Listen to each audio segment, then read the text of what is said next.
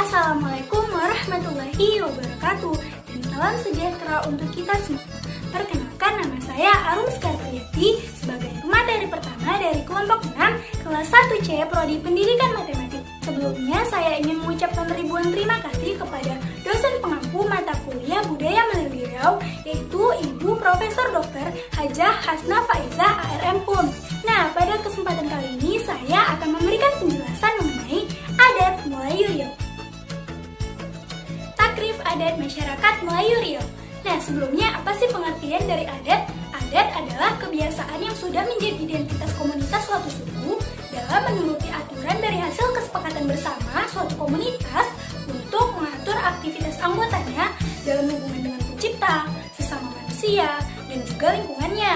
Nah, secara umum adat mengandung dalam 8 arti, yaitu yang pertama, kebiasaan dalam arti luas.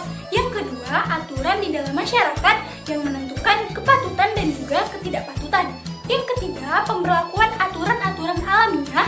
Yang keempat, aturan-aturan dalam permainan atau olahraga. Yang kelima, aturan di dalam perang.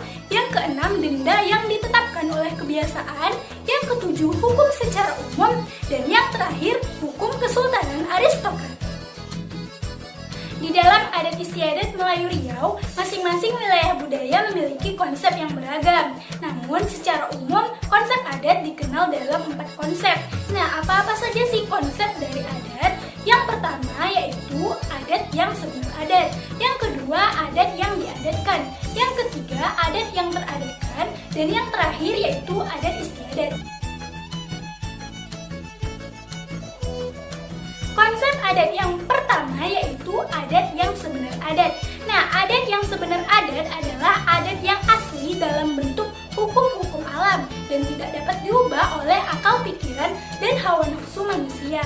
Adat yang sebenar adat bersumber dari hukum-hukum Allah yaitu Al-Quran dan Rasulnya yaitu hadis. Nah, contoh dari adat yang sebenar adat adalah akikah. Lalu konsep adat yang kedua yaitu adat yang diadatkan. Nah, adat yang diadatkan adalah hukum, norma, atau adat buah pikiran leluhur manusia yang kemudian berperanan untuk membantu lalu lintas pergaulan kehidupan manusia. Adat yang diadatkan itu tertulis di dalam undang-undang adat dan ketetapan lainnya yang disepakati secara bersama. Lalu konsep adat yang ketiga yaitu adat yang teradatkan.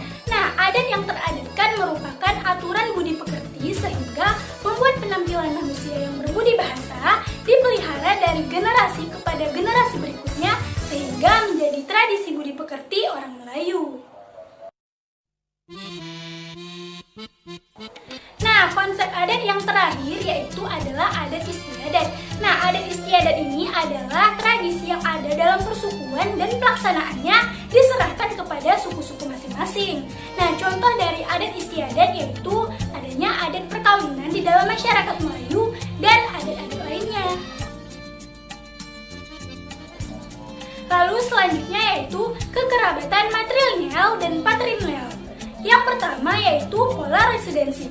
Pola residensi atau pindah rumah setelah menikah pada sistem kekerabatan patrilineal maupun matrilineal itu menempatkan laki-laki untuk mengikuti istri dan tinggal di rumah orang tua istri.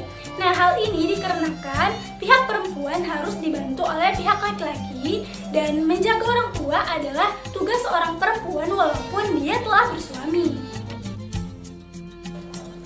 Lalu yang kedua yaitu sistem sapaan. Nah, sistem sapaan adalah sistem yang mengikat unsur bahasa yang menandai perbedaan status dan peran partisipan dalam komunikasi. Nah, sistem sapaan ini terbagi menjadi 6 macam, yaitu yang pertama sistem sapaan di dalam kekerabatan. Nah, contohnya seperti sapaan terhadap kakek, nenek, orang tua perempuan, atau orang tua laki-laki. Lalu yang kedua yaitu sapaan berdasarkan usia, yaitu abang atau kakak adalah sapaan untuk menyapa orang yang lebih tua dan Buddha adalah sapaan untuk menyapa orang yang lebih muda. Lalu yang ketiga sapaan di luar sistem kekerabatan. Nah, contohnya yaitu seperti panggilan ustadz, ustazah, khalifah, atau buya. Lalu yang keempat sapaan berdasarkan garis keturunan, yaitu seperti Tengku dan juga Wan. Yang kelima yaitu sapaan berdasarkan berdasarkan profesi atau gelar. Nah, contohnya seperti sapaan terhadap bidan, dokter, atau guru. Dan yang terakhir yaitu sapaan berdasarkan penggolongan kata. Nah, contohnya seperti aku, kau, kami, atau kita. Selanjutnya yaitu sistem pewarisan. Nah, hukum waris yang berlaku di dalam masyarakat Melayu Riau yaitu menggabungkan antara hukum waris adat dan juga hukum waris Islam. Nah, hukum ini ditegakkan secara bersama-sama dengan mengutamakan yaitu prinsip kekeluargaan. Nah, selanjutnya yaitu pebatinan. Nah, pebatinan ini terbagi menjadi dua macam, yaitu yang pertama adalah sakai. Nah, batin sakai menjadi pemimpin formal yang mengatur dan mengemudikan masyarakat dengan asas adat. Nah, batin ini menjadi pusat kehidupan dan mitos suku sekaligus berperan sebagai bomo.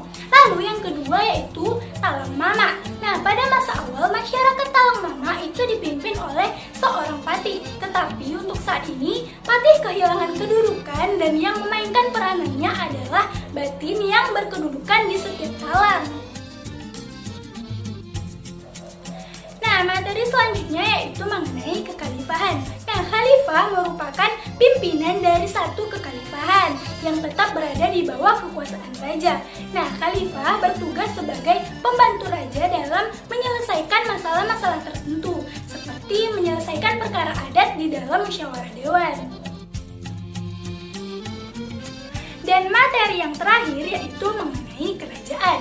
Nah, di sini kita akan membahas mengenai kerajaan Siak Sri Indrapura. Nah, wilayah kerajaan dari Siak Sri Indrapura merupakan daerah yang berada di bawah Kesultanan Melaka. Nah, Siak pada masa itu merupakan sebuah pusat penyebaran dakwah dan juga syiar Islam. Nah, raja dari kerajaan Siak Sri Indrapura yaitu Sultan Abdul Jalil Rahmat Shah merupakan sultan yang merumuskan bahwa sultan memiliki dewan kesultanan sebagai pembantu sultan dan fungsinya juga sebagai penasehat sultan. Nah, sistem pemerintahan yang dirancang oleh Sultan Abdul Jalil Rahmat Shah hanya bertahan hingga masa Sultan Syarif Hasim Abdul Jalil Syarifuddin. Nah, pada masa Sultan Syarif Hasim Abdul Jalil Syarifuddin, maka ia merubah sistem pemerintahan dan merumuskan sistem baru yaitu monarki konstitusional. Nah, itulah tadi penjelasan mengenai adat Melayu Riau. Semoga dapat dipahami dan dapat bermanfaat. Mohon maaf apabila terdapat banyak kesalahan. Terima kasih dan wassalamualaikum warahmatullahi wabarakatuh.